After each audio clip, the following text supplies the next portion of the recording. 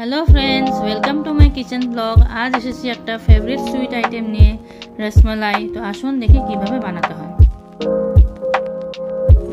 তো রসমালাই বানানোর জন্য এখানে আমি হাফ লিটারের দুধের প্যাকেট দুটো নিয়েছি।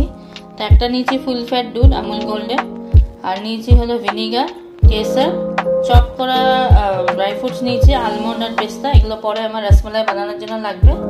নিয়েছি মিল্ক মেড আর নিয়েছি 150 গ্রাম মতন চিনি। তো আসুন এবার দেখি কিভাবে রসমালাই বানাতে হয়। তো প্রথমে আমরা দুধটাকে বয়েল করে ভিনিগার দিয়ে ছানাটা ফাটিয়ে নেব। আর দুধে অল্প একটু কেশর দিয়ে রেখেছি যাতে আমাদের রসমালাইয়ের কালারটা ভালো আসে। তো কেশরটা আগেই দিয়ে রাখতে হয়, পরে দিলে কালারটা অতটা তাড়াতাড়ি আসে না। তাই কেশরটা আমি এখনই দুধে দিয়ে রেখেছি যাতে একটা সুন্দর ইয়েলো কালার আমাদের রসমালাইতে আসে। একটা সুন্দর বয়েল এসে গেছে। তো গ্যাসটা আমি এখন বন্ধ করে দিলাম। তো এবার আমি ভিনিগারটা এর মধ্যে দিয়ে দেবো। তো ভিনিগারটা আমি 2:1 রেশিওতে নিয়েছি, মানে ভিনিগার 2 বার নিয়েছি আর জল একবার নিয়েছি। তো এখন ভিনিগারটা অল্প অল্প করে এর মধ্যে আমি দিয়ে দেবো দুধটাকে ফাটানোর জন্য। তো দুধটা ফাটলে আপনাদের দেখাচ্ছি। তো দুধটা আমাদের খুব সুন্দরভাবে ফেটে গেছে, ছানা কেটে গেছে। তো এবার আমি এটাকে একটা কাপড়ের মধ্যে ছেঁকে নেব, তারপর আমরা রসমালাইটা স্টার্ট করব বানানো। তো ছানাটা আমি এখন ছেঁকে নেব। তো এর মধ্যে সুন্দর করে ছেঁকে নিয়ে তারপর আমরা ভালো করে ঠান্ডা জল দিয়ে একটু ধুয়ে নেব। ঠান্ডা জলে একটু ধুয়ে তারপর এটাকে কিছুক্ষণ চিপে রাখবো যাতে সব জলগুলো এর থেকে বেরিয়ে যায়। এখন আমি এটাকে ঠান্ডা জল দিয়ে ভালো করে ধুবো, এইভাবে ভালো করে কিছুক্ষণ ধুবো, তাহলে এই টক ভাবটা এখান থেকে ছানার থেকে চলে যাবে। ভালো করে ঠান্ডা জল দিয়ে ধুতে লাগবে এইভাবে। আরেকবার ধুবো, এরকম 2-3 বার প্রসেসটা আমাদের করতে লাগবে। এখন আমি এটাকে চিপে নিলাম, এইভাবে ভালো করে চিপে নিলাম। এক্সেস যে জলটা ছিল ওটা পুরোটাই বেরিয়ে গেল। মনে রাখবেন পুরো বেশি করে চিপবেন না, তাহলে ভিতরে ময়েশ্চারটা চলে গেলে তাহলে আমাদের রসমালাইগুলো হার্ড হবে। তো ওই জন্য সামান্য চিপে এটা কিছুক্ষণ এখন এইভাবে রেখে দেবো, মোটামুটি 30 মিনিটস মতন এইভাবে রেখে দেবো। তারপর আমরা এই ছানাগুলো গোল গোল করে চিনির রসে ফেলে রসমালাই বানাবো। তো আধা ঘন্টা হয়ে গেছে। তো আমাদের ছানাটা এখন আমরা একটা প্লেটে ঢেলে নেব। একটা প্লেটে ঢেলে নেওয়ার পর এখন এটাকে হাত দিয়ে কিছুক্ষণ স্ম্যাশ করতে হবে। স্ম্যাশ করে এটাকে স্মুথ করে নিতে হবে। এইভাবে ভালো করে হাত দিয়ে স্ম্যাশ করে স্মুথ করে নিতে হবে। তারপর আমরা রসমালাইটা বানাবো। তো এখানে দেব সামান্য কর্নফ্লাওয়ার। কর্নফ্লাওয়ারটা দেবো হলো বাইন্ডিংয়ের জন্য, খুব বেশি না, 1 টিস্পুন মতন কর্নফ্লাওয়ার দেবো এর মধ্যে। আপনারা চাইলে ময়দাও দিতে পারেন, আমি কর্নফ্লাওয়ারই দিলাম।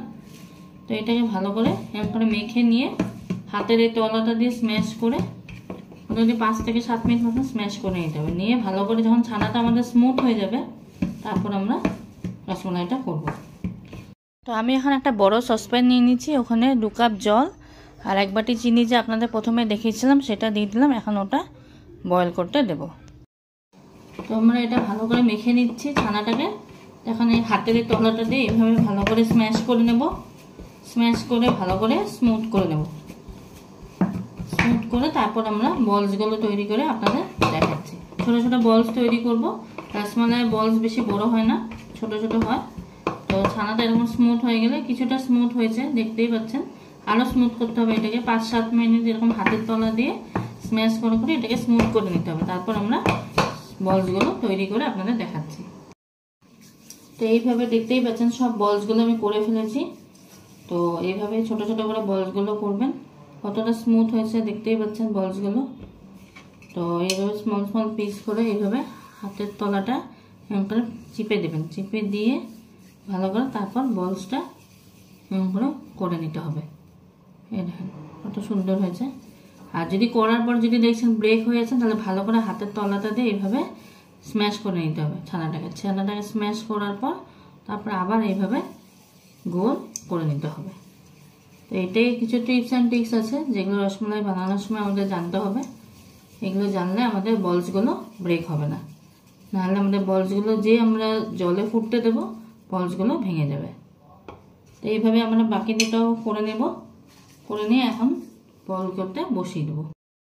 তো জলটা একটা সুন্দর বয়েল এসে গেছে। তো একটা এলাচ আমি দিয়ে দিয়েছিলাম যাতে সেন্টটা ভালো আসে। তো এবার বলসগুলো একটা একটা করে এর মধ্যে আমি সব দিয়ে দেবো। তো কিছুক্ষণ পর দেখবেন যে বলসগুলো সব ডাবল হয়ে গেছে।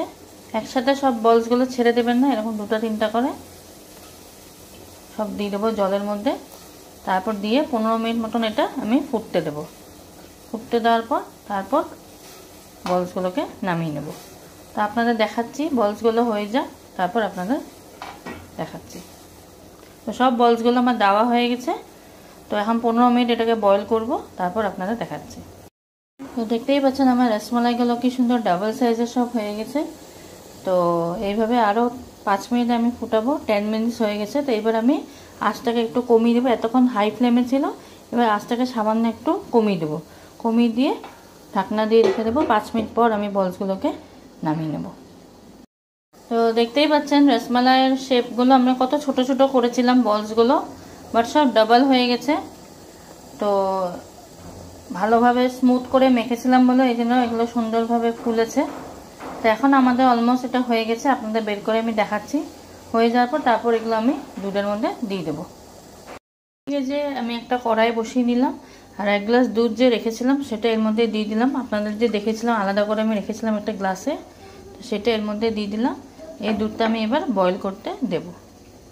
তো দুধটার মধ্যে যেহেতু আমরা কেশর দিয়ে রেখেছিলাম, একটা সুন্দর কালার এসছে দুধটার মধ্যে। তো এখন এটা বয়েল এসে গেছে, এর মধ্যে আমি মিল্ক মেডটা এখন দিয়ে দেব। দিয়ে দুধটাকে হালকা করে ঘন করে নেব। তারপর নামানোর সময় এর মধ্যে ড্রাই ফ্রুটসগুলো সব দিয়ে দেবো, যেগুলো আমার চপ করা আছে, আর ছোটো ছোটো রসমালাইগুলো এর মধ্যে দিয়ে দেবো। মেডটা এর মধ্যে আমরা দিয়ে দিলাম।